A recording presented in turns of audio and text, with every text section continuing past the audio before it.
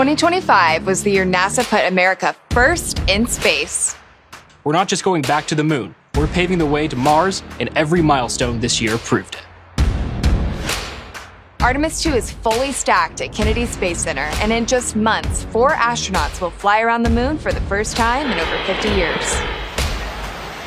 This lays the groundwork for America to land on the lunar surface during Artemis 3. And this time, thanks to President Trump's vision, when we get there, we stay. 2 American commercial landers also touched down on the lunar surface. Firefly's Blue Ghost in March, and Intuitive Machines' IM-2 right behind it, delivering NASA science and proving the space economy is booming. The moon is open for business. We're on the moon. We tested new RS-25 engines, certified next-gen lunar spacesuits, and rolled out full-scale moon rovers at the Houston Auto Show. The Artemis generation is ready. On the International Space Station, we celebrated 25 years of continuous human presence. While there, Sunny Williams set the women's spacewalk record with 62 hours in the vacuum of space. NASA dominated more than just the stars in 2025. We also dominated the skies.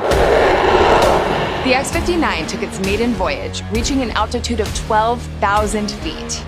This one-of-a-kind experimental jet is pioneering quiet supersonic technology that will one day let American aircraft go higher, farther, faster, and quieter than ever before.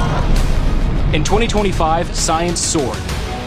6 new heliophysics missions launched, the James Webb Space Telescope kept rewriting cosmology, Sphere-X mapped the entire sky in 102 colors, and Parker's solar probe snapped the closest pictures ever taken of the sun.